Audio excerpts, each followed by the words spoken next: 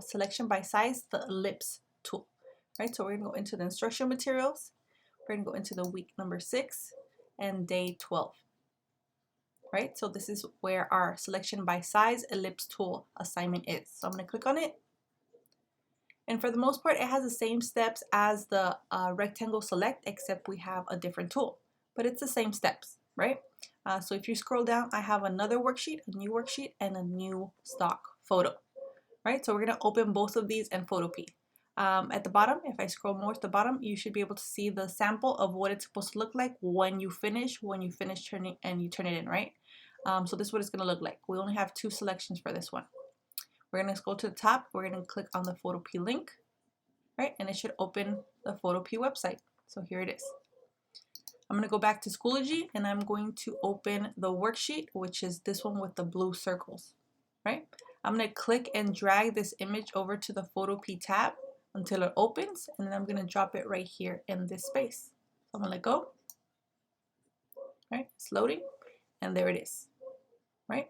We're gonna bring the stock image from a Schoology again, but again, you have to drop it right here in this middle gray bar, right? In this space right here, okay? So that the computer can know that you want 2 separate files and not one on top of the other, right? So I'm gonna go back into Schoology. I'm gonna grab this stock image. I'm gonna click and drag the same way, bring it up to the photopea tab until it opens.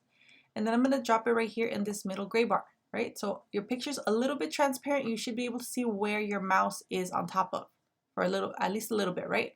I'm gonna let go of the picture, drop it in this middle gray bar, right? And now we have 2 separate images, right? We have our worksheet and we have the stock picture, okay? So we need both of them open.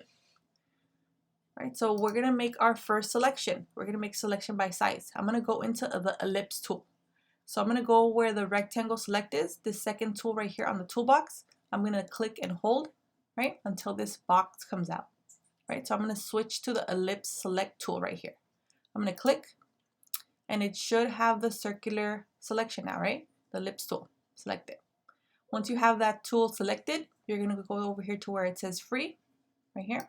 You're gonna click, and then you're gonna go to where it says fixed size. So we're gonna make our selection by a certain size, right? So I'm gonna click, and it should activate the boxes right here to the right, okay? So in here in these boxes, you're just gonna put in the size, right? So this one says 400 by 400. So that is what you're gonna type into the boxes, 400 by 400, right? So here is the numbers. So we have the ellipse tool selected. We have the fixed size category clicked on, and then we have the size according to the worksheet, right? So here it is. Once we have that, the numbers in there, you're gonna click and move your mouse, let go, right? And it's gonna make a selection by a certain size. It doesn't matter which part of the picture you take as long as the selection is inside of the image. So it's if it's hanging out like this, it will make a space in between the image and the circle on the worksheet.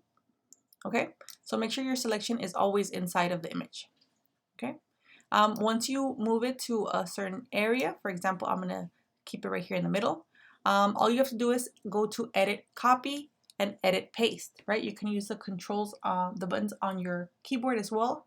Control C for copy and Control V for paste. Right, so I'm gonna go to edit copy, go to the worksheet, right? Here it is. Go to edit paste, right?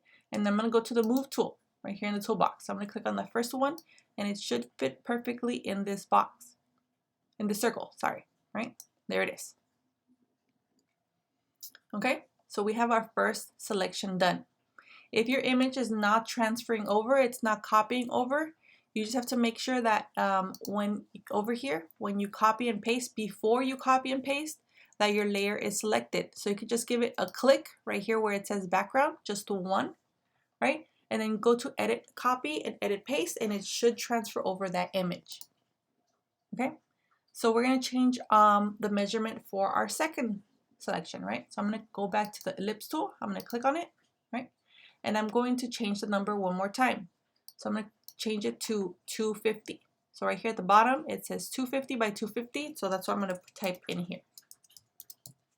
Okay, once we have our numbers in there, we're gonna click and drag, right, until a circle comes out, let go, and it should have your new selection.